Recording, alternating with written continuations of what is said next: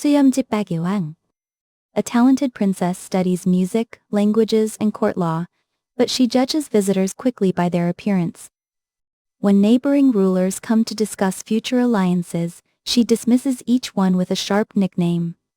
Her father warns that clever words can still wound people and weaken trust. 재능 있는 공주는 음악과 언어, 궁정의 법을 배우지만 방문객을 외모만 보고 너무 빨리 판단합니다. 이웃 나라의 통치자들이 미래의 동맹을 논의하러 오자 공주는 각 사람에게 날카로운 별명을 붙여 돌려보냅니다. 아버지는 영리한 말도 사람에게 상처를 주고 믿음을 약하게 만들 수 있다고 경고합니다. At a great feast, the princess notices one good king whose chin curves slightly. She compares it to a thrush's beak, and several guests laugh before realizing how embarrassed he feels. The visitor leaves quietly while the nickname King Thrushbeard follows him beyond the palace. 큰 연회에서 공주는 턱선이 조금 굽은 훌륭한 왕을 발견합니다. 공주가 그 턱을 지팡이 부리에 비유하자 손님 몇 명이 웃다가 그가 얼마나 난처해 하는지 알아챕니다. 방문자는 조용히 떠나지만 수염 지팡이 왕이라는 별명이 궁전 밖까지 따라갑니다. The old king refuses to arrange any marriage as a punishment, but he insists that his daughter learn how ordinary households work. With her agreement, she travels for one season as the assistant of a wandering minstrel. She leaves her title behind and promises to earn food through honest work. 늙은 왕은 벌로 결혼을 정해 주는 대신 딸이 평범한 가정의 생활을 배우도록 합니다. 공주도 동의해 한 계절 동안 떠돌이 악사의 조수로 여행합니다. 공주는 신분을 뒤로하고 정직한 일로 음식을 얻겠다고 약속합니다. The travelers cross a broad forest, a green meadow, and a busy town that all belong to King Thrushbeard's realm. The minstrel explains how foresters, shepherds, potters, and merchants keep these lands thriving. The princess begins to regret that she mocked a ruler before learning anything about his work. 여행자들은 모두 수염집박이 왕의 영토인 넓은 숲과 푸른 들판, 분주한 도시를 지납니다. 악사는 산지기와 목동, 도공, 상인이 어떻게 이 땅을 번성하게 하는지 설명합니다. 공주는 그의 일을 전혀 알아보지 않고 통치자를 조롱한 일을 후회하기 시작합니다. The minstrel's cottage has a low door, one table, and no servants. He shows the princess how to light the stove safely, carry water, and prepare a simple meal. Her first attempts are slow, but she asks questions instead of hiding her mistakes. 악사의 오두막에는 낮은 문과 식탁 하나가 있을 뿐 시종은 없습니다. 악사는 공주에게 난로를 안전하게 피우고 물을 나르며 소박한 식사를 준비하는 방법을 보여줍니다. 공주의 첫 시도는 느리지만 실수를 숨기지 않고 질문합니다.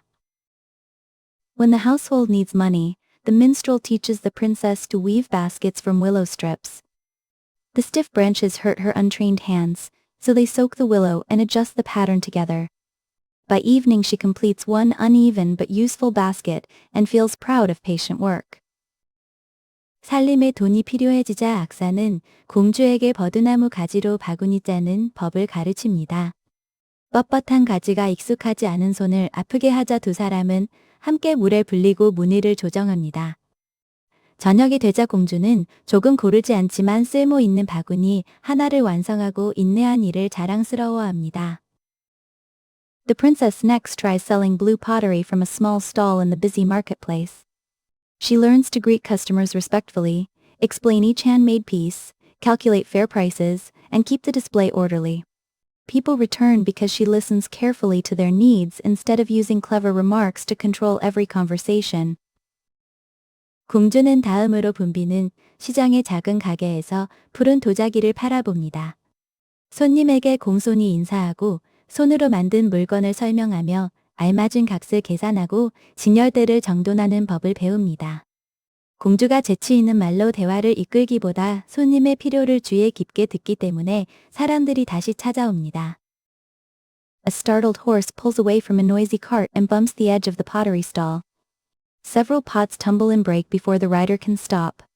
Instead of blaming the frightened rider, the princess checks that no one is hurt, then accepts help cleaning the square. 큰 소리에 놀란 말이 수레에서 비켜서며 도자기 가게 가장자리에 부딪힙니다. 기수가 멈추기 전에 그릇 여러 개가 떨어져 깨집니다. 공주는 놀란 기술을 탓하지 않고 아무도 다치지 않았는지 확인한 뒤 관장을 치우는 도움을 받아들입니다. To replace the lost stock, the princess takes temporary work in the local palace kitchen. She carries dishes, chops vegetables, and sees how many unseen hands support a royal celebration. The head cook values her willingness to learn and gives her a small jar of leftovers each evening.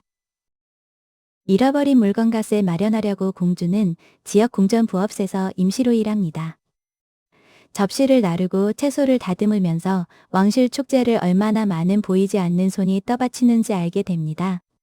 수석 요리사는 배우려는 태도를 높이 평가하고 매일 저녁 남은 음식을 작은 단지에 담아줍니다. During a wedding festival, the princess carries her covered jar past the great hall and pauses to admire the music. The cord slips and the jar falls open, scattering bread and vegetables across the floor. A few guests laugh, but she kneels to clean the spill and calmly asks for a cloth. 결혼 축제 날 공주는 뚜껑을 덮은 단지를 들고 큰 홀을 지나며 잠시 음악을 감상합니다. 끈이 풀려 단지가 열리면서 빵과 채소가 바닥에 흩어집니다. 손님 몇 명이 웃지만 공주는 무릎을 꿇고 흘린 것을 치우며 차분하게 천을 부탁합니다.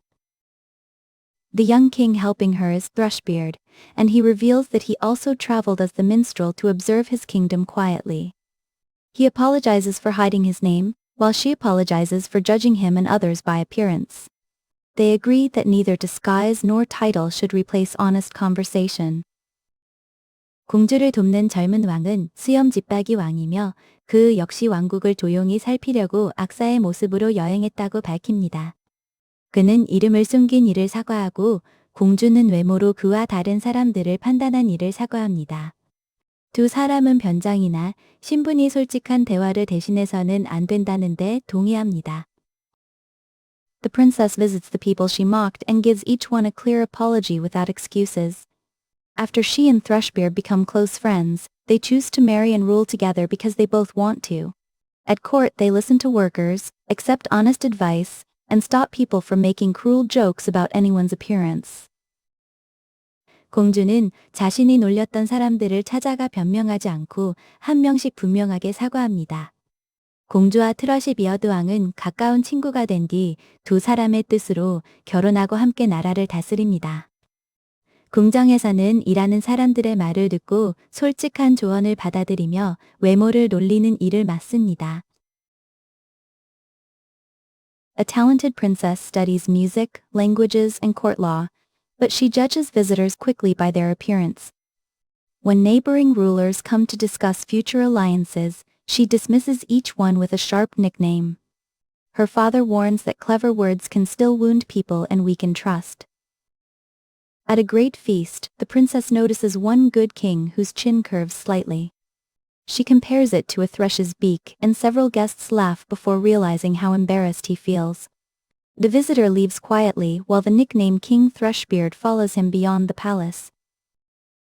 The old king refuses to arrange any marriage as a punishment, but he insists that his daughter learn how ordinary households work. With her agreement, she travels for one season as the assistant of a wandering minstrel. She leaves her title behind and promises to earn food through honest work.